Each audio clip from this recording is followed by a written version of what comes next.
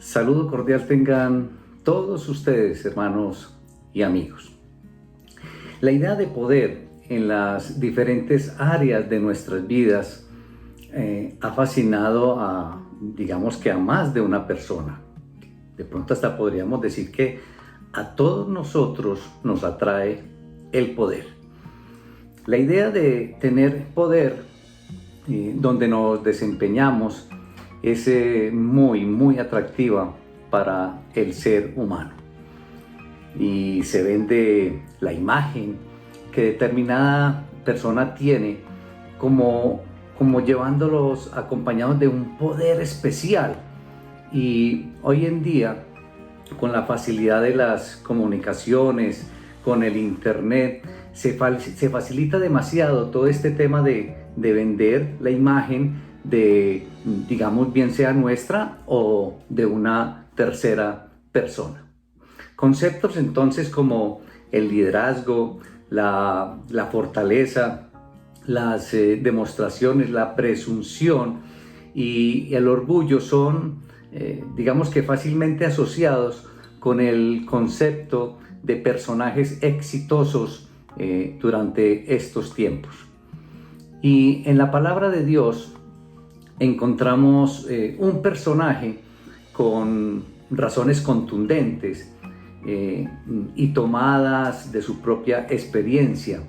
Y hablamos de nuestro amigo Pablo, encontrando en este personaje que él no se gloriaba de sí mismo, a pesar de tener de alguna manera de qué gloriarse.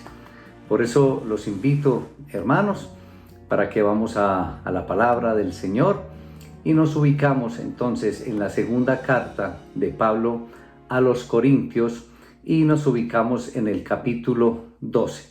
Vamos a leer los primeros 9 versículos de este capítulo 12 de la segunda carta de Pablo a los Corintios. Y leo la palabra en el nombre del Padre, del Hijo y del Espíritu Santo. Amén. Ciertamente no me conviene gloriarme, pero vendré a las visiones y a las revelaciones del Señor. Conozco a un hombre en Cristo que hace 14 años, si en el cuerpo, no lo sé, si fuera del cuerpo, no lo sé, Dios lo sabe, fue arrebatado hasta el tercer cielo. Y conozco al tal hombre, si en el cuerpo o fuera del cuerpo, no lo sé, Dios lo sabe, que fue arrebatado al paraíso, donde oyó palabras inefables que no le es dado al hombre expresar.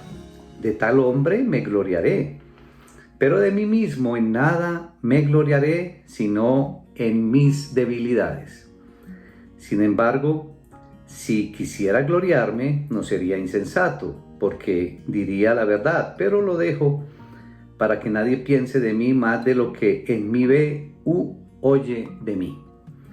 Y para que la grandeza de las revelaciones no me exaltase desmedidamente, me fue dado un aguijón en mi carne, un mensajero de Satanás que me abofetee, para que no me enaltezca sobremanera.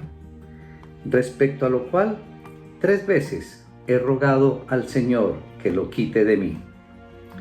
Y me ha dicho, bástate mi gracia, porque mi poder se perfecciona en la debilidad. Por tanto, de buena gana me gloriaré, más bien en mis debilidades, para que repose sobre mí el poder de Cristo. Padre, te alabamos, Señor, te damos honra, honor y gloria en el poderoso nombre de Cristo Jesús. Padre, te damos gracias por tu palabra y hoy queremos colocar, Señor, en tus manos todas nuestras debilidades, Señor, que son muchas. Y las colocamos, Señor, en tus manos, porque solo tú, Señor, tienes el poder. Te damos gracias en Cristo Jesús. Amén, amén. Entonces, hermanitos, en una porción de la palabra como la de hoy, bien la podríamos llamar entonces, el poder de Cristo reposa en mí. El poder de Cristo reposa en mí.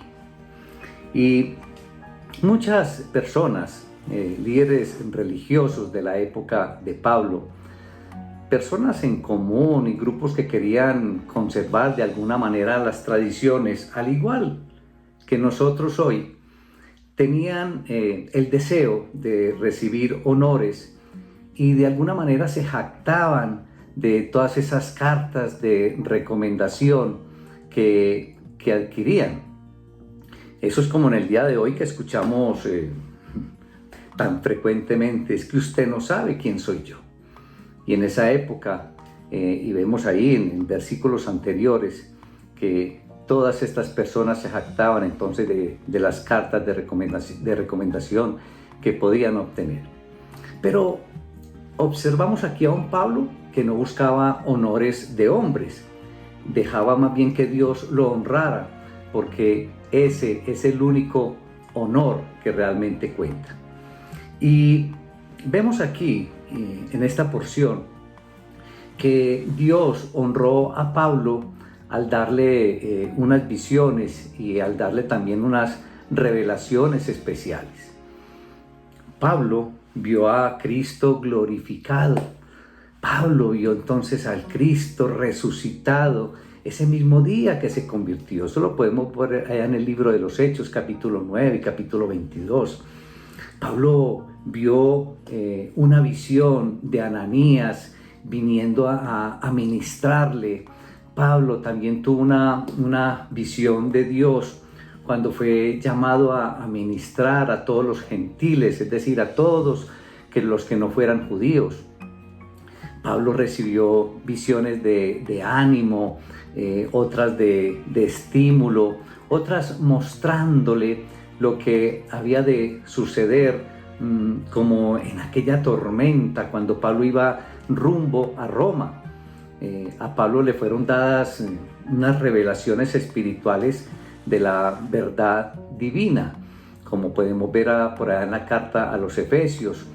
Dios le dio a Pablo un profundo entendimiento del plan divino. Dios también honró a Pablo al llevarle al cielo, como podemos ver en estos versículos de hoy, y luego enviándolo nuevamente a la tierra. Y esta maravillosa experiencia había tenido lugar 14 años antes que Pablo escribiera esta carta. Y digamos que no hay registro de detalles de este evento y por lo tanto pues sería mera especulación que empezáramos a buscar detalles. Los líderes judíos solían en aquella época hablar de sí mismos en tercera persona y podemos ver a Pablo que adoptó este método al relatar esta experiencia a sus amigos y enemigos allá en la iglesia de Corinto. Pero hay un tremendo contraste entre un evento como que Pablo es descolgado por el muro en una canasta con este otro evento de ser arrebatado al cielo. Es maravilloso, es el contraste, como huyendo por el muro en una canasta y arrebatado en el cielo. Es tremendo, impactante ese contraste. Y Pablo afirmó aquí la realidad del cielo y afirmó la capacidad de Dios para llevar allá a personas. El tercer cielo entonces es lo mismo que el paraíso. Podríamos decir que el cielo de los cielos, donde mora Dios en su gloria. Gracias a los avances modernos, a la ciencia moderna, los hombres han visitado de alguna manera el cielo de las nubes, es decir, volamos por encima de las nubes. Han visitado el cielo de los planetas, es decir, los hombres han caminado sobre la luna, pero el hombre no puede llegar al cielo de Dios sin la ayuda de Dios. Es imposible. Pero lo interesante es que Pablo mantuvo en secreto esta experiencia por 14 años. Durante todos estos años Pablo fue atormentado por lo que conocemos como el aguijón en la carne, y digamos que la gente de alguna manera se preguntaba pues por qué tenía esta aflicción Pablo, por qué tenía esta aflicción este personaje. Y a lo mejor muchos de los oponentes de Pablo adoptaron la misma postura que aquellos amigos de Job, diciendo: esta aflicción es un castigo de Dios. Esto tiene que ser que está en pecado y por eso el Señor le ha enviado esta aflicción, cuando en realidad lo que tenemos aquí en Pablo es un don de Dios. Y hoy en día, hermanos y amigos, también equivocadamente muchas personas siguen pensando que un aguijón o que una enfermedad es un castigo de Dios por determinado pecado, cuando en realidad lo que puede ser es un don de Dios. Si Moisés, recordando este gran personaje en la historia, si Moisés no tuvo, o más bien que tuvo una amistad íntima con Dios, se reunió con el Señor allá en la cumbre de la montaña, Pablo se encontró con Dios, se encontró con el Señor en el paraíso. Y no hay duda que esta visión de la gloria de Dios fue uno de los poderes sustentadores en la vida y ministerio de Pablo.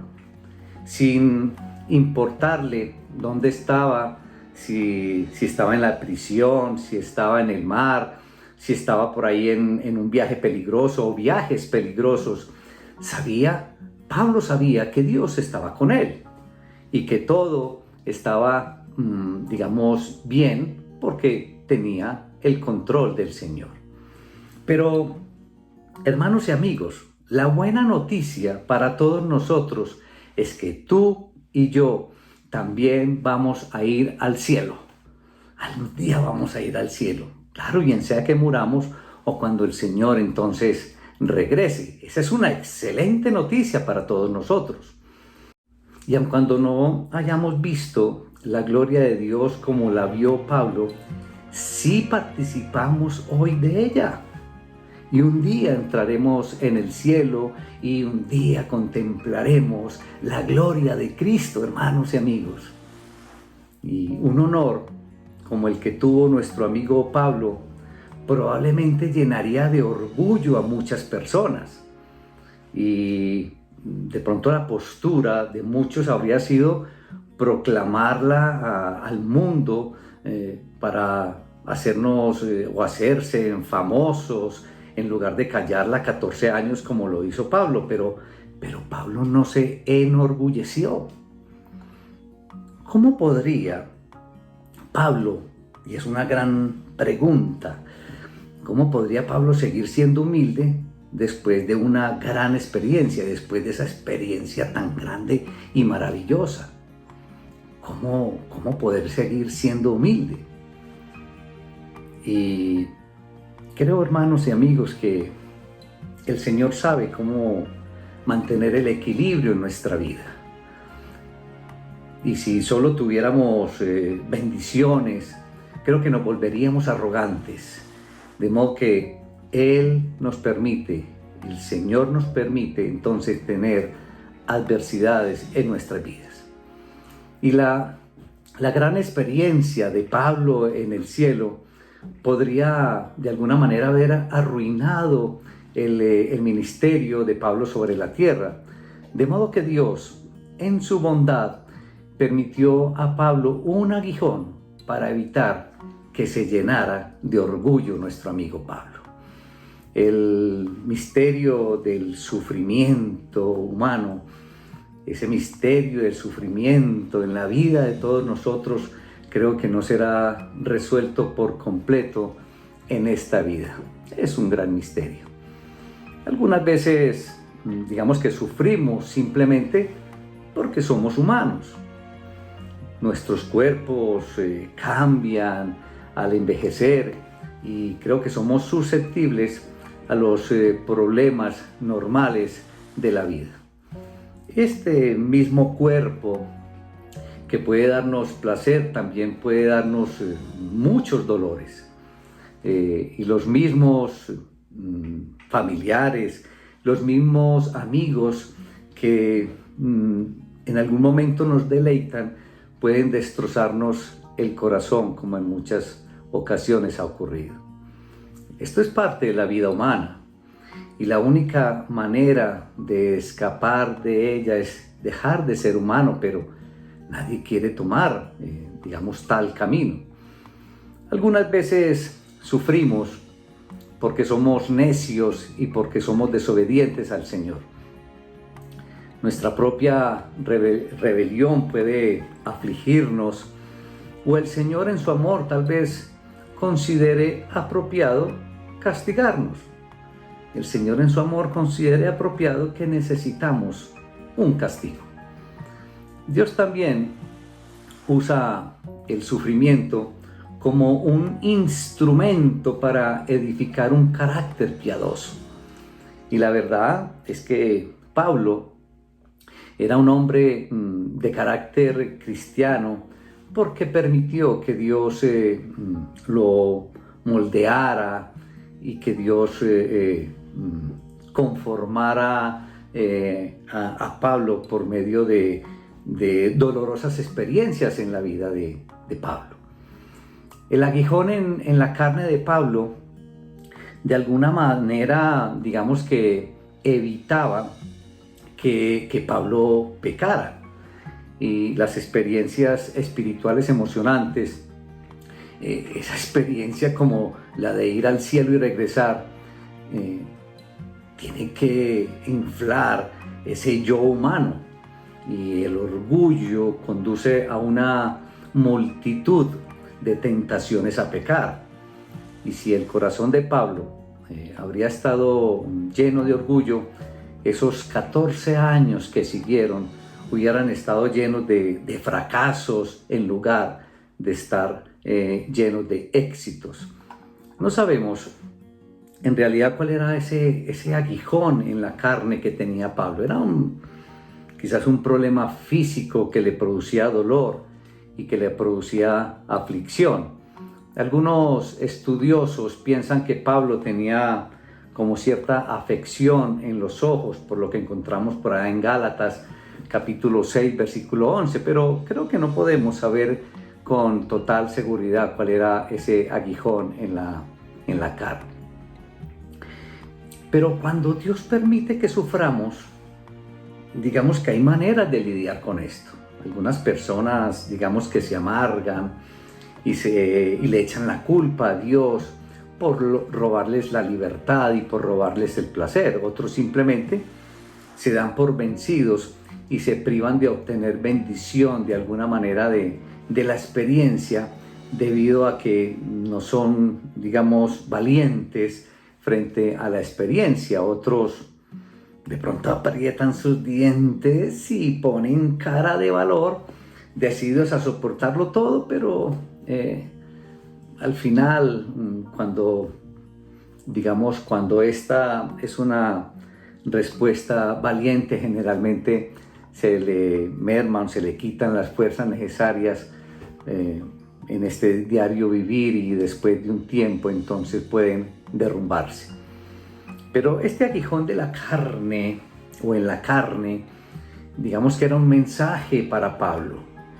Pero Dios tenía otro mensaje para Pablo, un mensaje de gracia, un mensaje totalmente alentador. Un mensaje de gracia, hermanos y amigos, tenía Dios para Pablo. ¿Qué es la gracia? Digamos que es la provisión de Dios para todas nuestras necesidades cuando la necesitamos. Y Dios en su gracia nos da lo que no merecemos. Y en su misericordia no nos da lo que sí merecemos. Se podría decir entonces que la gracia son las riquezas de Dios puestas a nuestra disposición por cuenta de Jesús, de Cristo. Y lo más bello de todo esto, hermanos y amigos, es que nunca tendremos escasez de gracia. Porque la gracia de Dios siempre es suficiente, porque la gracia de Dios es permanente para preservarnos y para fortalecernos. Dios nos permite que nos tornemos débiles para que podamos recibir entonces su fortaleza. Esto es un proceso que es continuo. Mi poder se perfecciona en la debilidad. Es como si el Señor te dijera a ti: mi poder se perfecciona en tu debilidad. ¡Qué hermosura! Esta declaración de Dios en aquel entonces para Pablo, pero hoy para ti, para todos nosotros. Y Dios a veces, hermanos y amigos, no quita la aflicción, sino que nos da su gracia. De modo que la aflicción obra a favor nuestro y no en contra nuestra. Hermanos y amigos, existe una tendencia universal en todos nosotros a esconder nuestras debilidades. Claro, nosotros tratamos de mostrar más bien nuestras fortalezas, nuestras capacidades, pero nuestras debilidades las escondemos al máximo. Y estamos tristes, pero ponemos cara de alegría. Deseamos llorar, pero contenemos nuestras lágrimas al máximo. Nos sentimos abrumados, pero aparentamos tener control o estar en control. Luchamos contra la depresión, pero buscamos convencer a los demás que tenemos buen ánimo. Y todo esto no hace más que revelar con gran claridad la inmensa importancia que le damos como seres humanos a la imagen que otros tienen de nosotros o a la imagen que otros se van a formar de nosotros. Deseamos que nos vean triunfadores, como personas que caminamos con paso firme hacia objetivos claramente definidos en nuestras vidas. Por esta razón nos resistimos a toda costa a revelar esas cosas que muestran nuestra condición de seres frágiles y débiles. Y Pablo declara que gustosamente se gloriará en sus debilidades. Y qué declaración como tan medio loca, ¿no creen ustedes, hermanos? Una declaración de locura. Y no solamente no hará ningún esfuerzo por esconder las debilidades, sino que se va a gloriar en ellas, que se gloriará en ellas. Y lejos de producirle vergüenza, las mostrará como las verdaderas marcas de su dependencia absoluta de Cristo. Con honestidad, hermanos y amigos, que me resulta algo incomprensible la actitud del apóstol Pablo. Y no puedo ni podemos, sin embargo, dejar de sentir en lo secreto de nuestros corazones una profunda admiración por el estilo de liderazgo de Pablo. Pero miren, hagamos un recorderis de la historia del pueblo de Israel. Vamos a recordar algunos aspectos de la historia del pueblo de Dios. Y yo te pregunto, ¿puedes identificar alguna persona que haya sido utilizada por sus virtudes, que haya sido utilizada por sus fuerzas? Y si hacemos un recorrido, nos vamos a encontrar una gran sorpresa. Mire, Abraham era, digamos, un anciano incapaz de producir hijos. José era un esclavo olvidado en la cárcel. Moisés era un pastor de ovejas tartamudo. Gedeón era el menor de su casa y era pobre. David era un simple pastor de ovejas. Nehemías no era más que un copero del rey. Juan el Bautista era un desconocido que moraba en el desierto, ¿sí? Jeremías era un joven inexperto. Los discípulos eran unos simples pescadores, hombres sin letras, sin preparación alguna. Y a Pablo, este fogoso perseguidor de la iglesia, fogoso perseguidor de cristianos, deliberadamente lo debilitó el Señor, enviando una espina en la carne que lo atormentaba. Y estos son simplemente algunos de los héroes de las Escrituras, al igual que otras figuras que han marcado la historia del pueblo de Dios. Pero todos ellos, sin excepción, fueron útiles, mis hermanos, porque permitieron que sus debilidades fueran el medio por el cual Dios expresó su gloria. ¡Qué maravilla, hermanos! En conclusión, hermanos y amigos, el orgullo o gloriarse uno mismo es un grave error delante de Dios.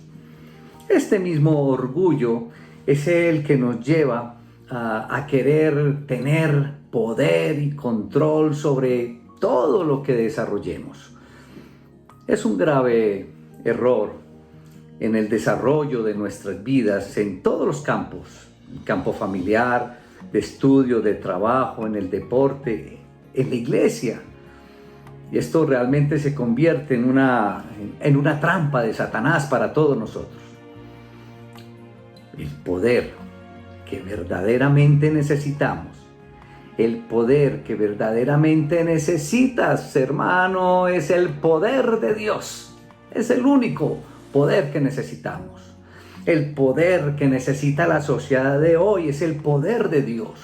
El poder que necesita el país, nuestro país, Colombia, es el poder de Dios. El poder que necesita la iglesia es el poder de Dios, hermanos y amigos. Y este poder solamente puede venir a través de personas como tú, que puedan decir, al igual que Pablo, en nada he sido menos que aquellos grandes apóstoles y personajes.